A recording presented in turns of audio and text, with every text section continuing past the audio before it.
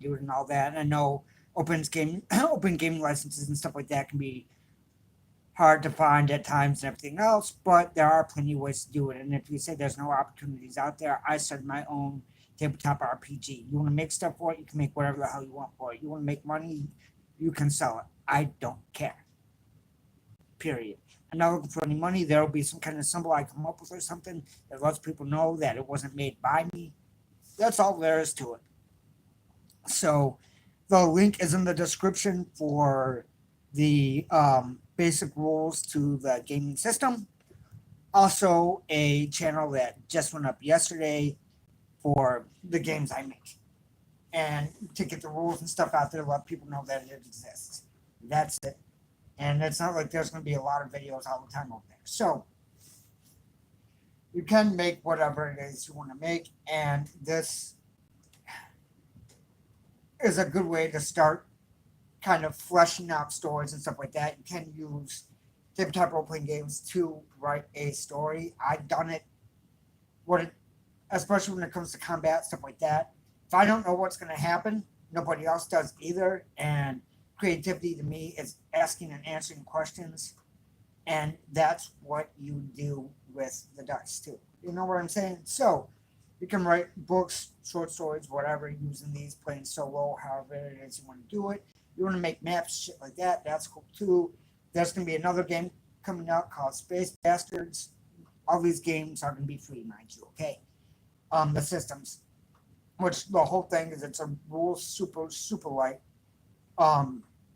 tabletop RPG that is set in space, where you play as somebody that, you know, cleans out abandoned spaceships, stuff like that. Basically, anything that is dangerous, you and your team are for hire. So, can create dungeons and all kinds of stuff for that as well. Now, from my perspective, and I'm a guy that honestly likes making stuff in games in the creative aspect more than actually playing them.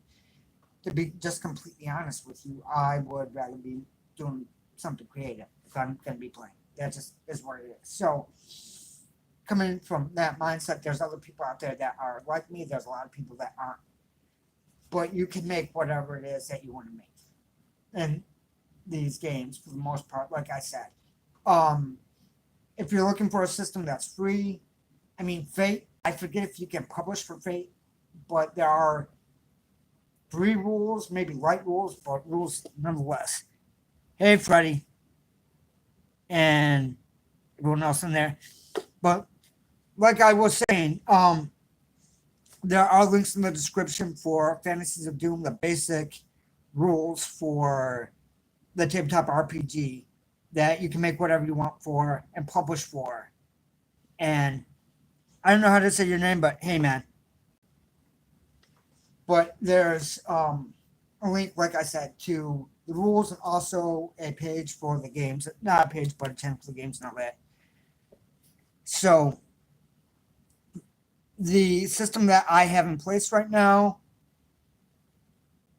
is not really rules light, but it's meant to be as crazy as you want to make it. The reason that I came up with the system in the first place was to encourage people's creativity and my own, right? And I'm not trying to sell you on this, but when you are making adventures and stuff like that, there are different ways to look at it. I have been reading your comment. I am all right, man. So, but like I said, I wanted to do something to be able to incite creativity and all that. Now, there are plenty of easy ways to publish and all that, but a lot of games, like I said, might not have an open gaming license. And the only reason that I have been talking about mine is because mine has the most open gaming license. You can make whatever the hell you want for it. I really don't care if you decide to make a bunch of different playable characters, because in this game, if you're playing an NPC, it's still fully playable. So, if you want to make, like, all right, let's put it this way. The reason I made the game in the first place is there was a story that I've been wanting to tell for a while, and I couldn't do it in any other system, not with a lot of work and breaking my brain. I see you, Danny. I'm not answering the answering the questions like that. I'm talking about this. If you have questions about this, cool. Otherwise, I'm doing this to get information out to people that want it. That's it. And doing it live is easier than shooting and then putting it up late. It just saves me a step. So, but like I said, I had a story in mind that was to basically be as crazy as I wanted it to be. And due to that, I needed something where the characters were easy to build, it was easy to play, and on top of that, something that was fun. You know what I mean? Because a game should be fun, and people can have fun with it in different ways. So if you want to make something that's more combat oriented, that's fine. You can do that in any system you want. Now, as far as the publishing and all that, there are no restrictions. You know what I'm saying? So take it easy, Danny.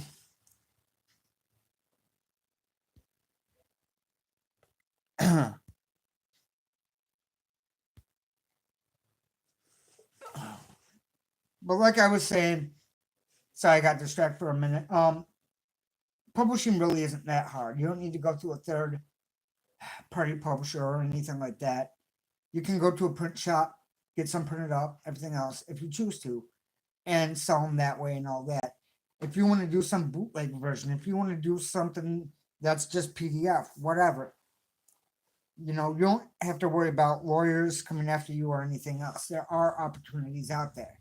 Now, it might be a little bit more work for you than what you might want. My brother and me are wired different. I'd rather make something from scratch.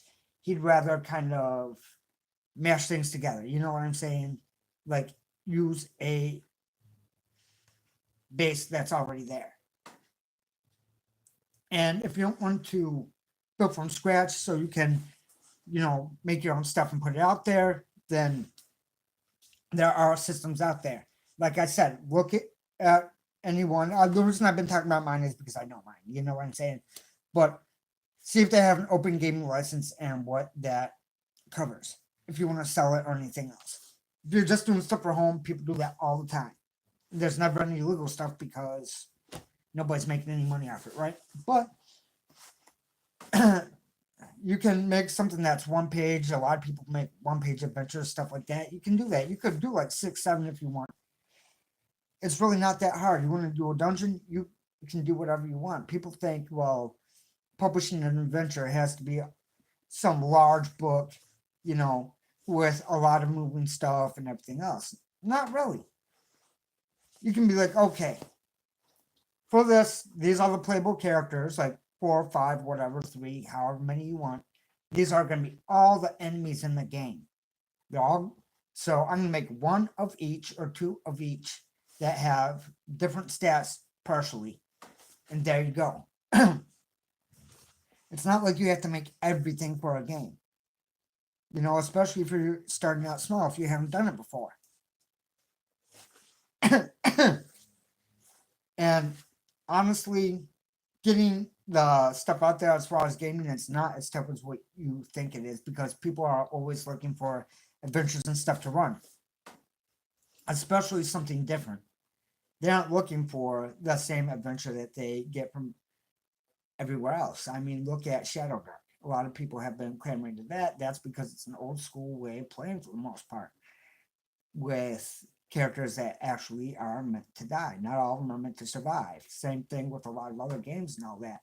So you can make something that's more story based, or you can make something that is more, combat based. Either way, it's fine. There's nothing wrong with either one. There are plenty of people looking for both. And don't think, well, if I'm gonna sell it, I need to make something like, oh yeah, this is one of my bullet books, like something that's this thick. You don't need something this thick. You could have just a few pages and all that. It's been proven time and time again that it doesn't matter about the size of the book as long as people get enjoyment out of whether it's a 1 pager or a 10 pager, get enjoyment and want to play it again. So it's not really hard to figure out how to do this. And I'm not telling you, well, these are the stories that are going to sell, these are the stories that aren't, because honestly, the kind of stuff that I want to play, and all that isn't going to be, you know, set back and, when everyone was riding horses and there was knights and there's this magic stuff and all that. I really don't care about that kind of setting, and a lot of other people don't care about that kind of setting. There are plenty of people that do, but you don't need to write that kind of setting. And there are systems out there that have open gaming licenses and even free rules or cheap rules, even full sets of rules. So if you've been on the fence for a long time, or even a short time, know that there are ways. Know that as soon as you start telling people I have an adventure or whatever, some people might start asking you about it. All it is putting it out there, letting it be known. And that's how it is, because that's how gamers kind of are. Music and gaming are the two easiest things, in my opinion, because music you can have on in the background, and a game is something that can suck people in, either just one person or a group at a time. And that's really what people are looking for. So I didn't mean to rant and stuff so much, but there it is.